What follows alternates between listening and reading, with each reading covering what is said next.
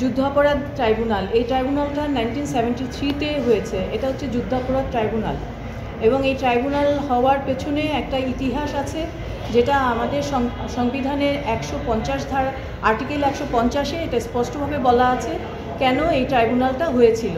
মূলত ওয়ারকে কেন্দ্র করে 1971-এ যে যুদ্ধ হয়েছিল, সেই যুদ্ধের যে অপরাধী ছিল তাদেরকে বিচার করার জন্য এই ট্রাইব্যুনালটা গঠিত হয়েছিল।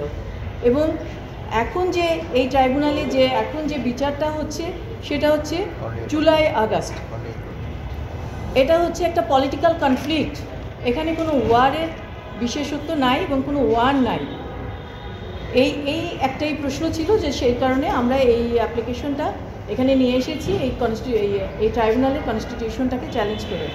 আর একটা বিষয় হচ্ছে যে এই ট্রাইব্যুনাল হচ্ছে, আমরা বলছি যে কোরাম নন জুডিস, অর্থাৎ এই ট্রাইব্যুনালে এই মামলা পরিচালনা করার কোনো ক্ষমতা নেই। কারণ আমাদের যারা আমাদের বিচারপতি আছেন, আমরা মনে করি আমাদের এই অ্যাপ্লিকেশনের মাধ্যমে আমরা যেটা বলতে চেয়েছি যে ওনারা হাইকোর্টের বিচারপতি, ওনাদেরকে হাইকোর্টেই থাকা উচিত, ওনাদের এখানে আসা উচিত না এবং ওনাদের এখানে এই বিচার করার কোনো এখতিয়ার ওনাদের নেই। আমরা অ্যাপ্লিকেশনে এই কথাটা বলেছি। 1971 সালে যে আমাদের যে যুদ্ধ হয়েছিল, আমাদের যে সেই যুদ্ধের জন্য যারা অপরাধী ছিল তাদের বিরুদ্ধে এটা হয়েছিল, এই ট্রাইব্যুনালটা হয়েছিল 1973। এবং এটা আমাদের যে প্রথম সংবিধান, সেখানে সংবিধানের 61-62 অনুচ্ছেদে কিন্তু এই বিষয়গুলো বলা আছে যে এইটা করতে হবে। এবং আমাদের যে ডিক্লারেশন, আমাদের যে প্রোক্লেমেশন অফ ইন্ডিপেন্ডেন্সের যে ডিক্লারেশন 150 আর্টিকেল 150-এ, সেখানেও বলা আছে এই বিষয়গুলো, যে কিভাবে আমরা এই ডিক্লারেশনটা আসবে।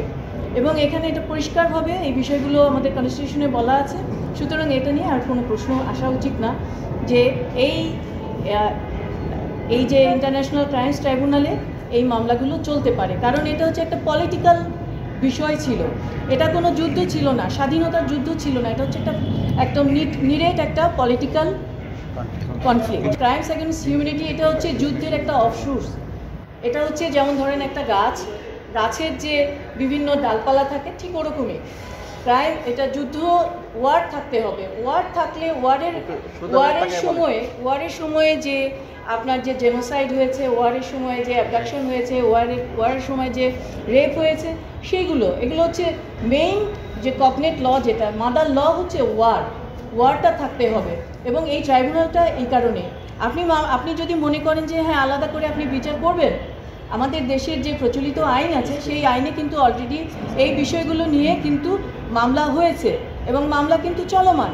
এবং এটা হচ্ছে আবার দ্বিতীয়বার কিন্তু এখানে আবার এসছে, এই একই অপরাধী নিয়ে আবার দ্বিতীয়বার এসছে। এবং শুধু তাই না, আপনারা যদি মনে করেন ওনারা আবার ট্রাইব্যুনাল করবেন, কিন্তু এই ট্রাইব্যুনালে হবে না।